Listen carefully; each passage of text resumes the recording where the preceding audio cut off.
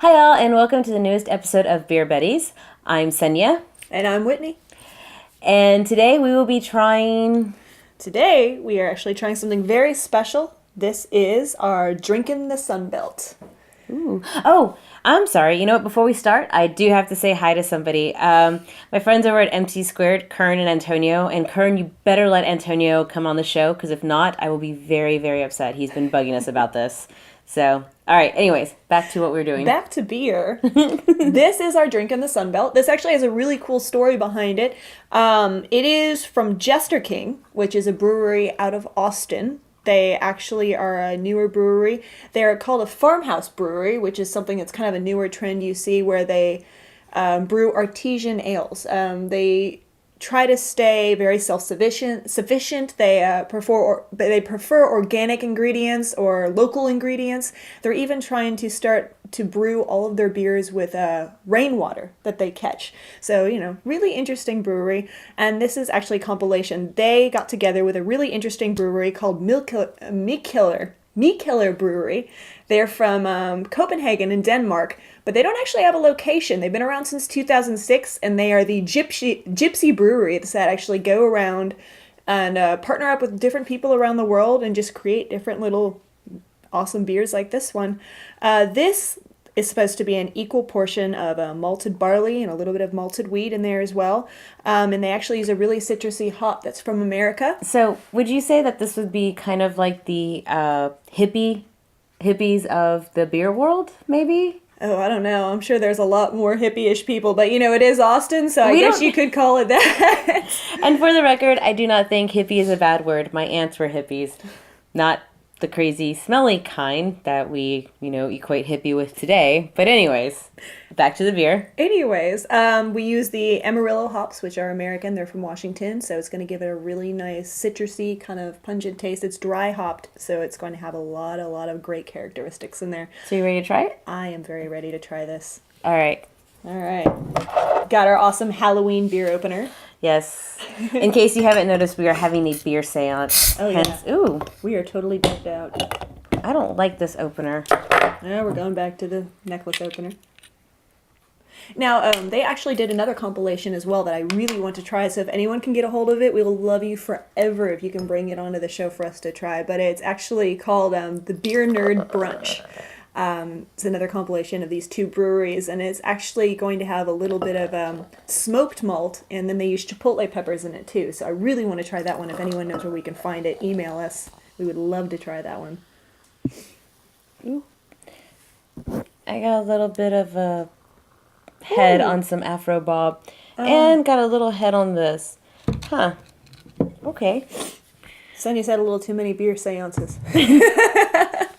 The beer's alive! Let's see here. Well, now we play the waiting game. Okay, wait. Let's see. Do you have any grease on your face? So apparently there's a trick that if you get grease off your face... I was told by the nose, but honestly I don't think it works that well. I don't think it does either. Ooh. The head tastes good. Oh, that is perfumey. Yeah, very perfumey. That's got to be those Amarillo hops.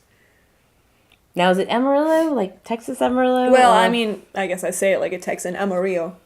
Amarillo. You're Mexican, you know. That's more of a Spanish term. Yeah. So, all right, let's see. I think we can at least get the nose off of it. Definitely floral, citrus. You can smell those hops in there. I don't really get the citrus. I get a lot of like a lemon. perfume. You can still tell that there's wheat in there. You can see the clouded. So is this like a Hefeweizen style?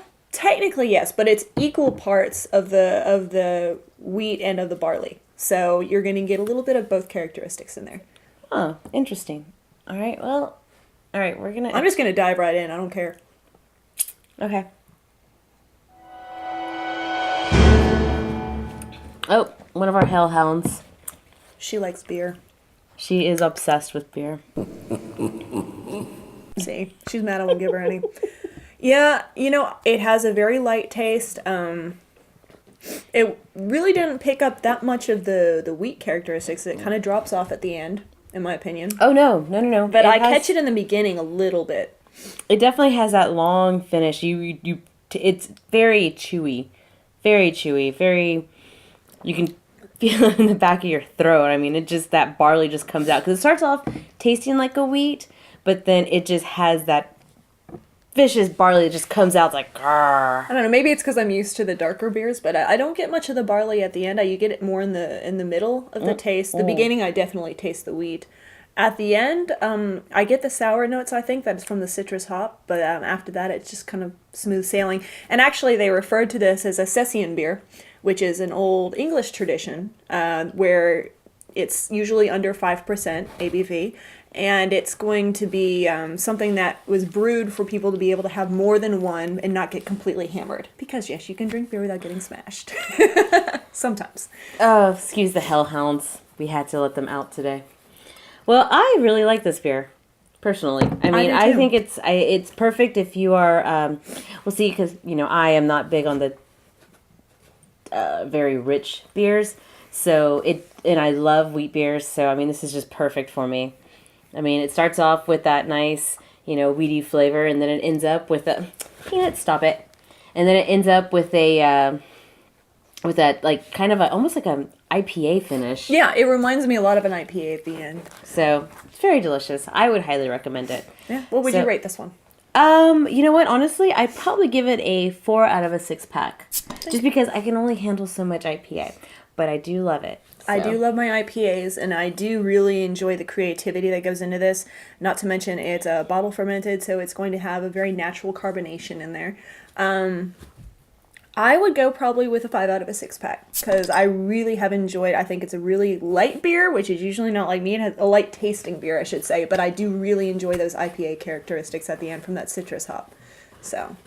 All right. Mm-hmm. Well, thank you so much for joining us for this episode of Beer Betties. And if you get a chance to try this, I would recommend it.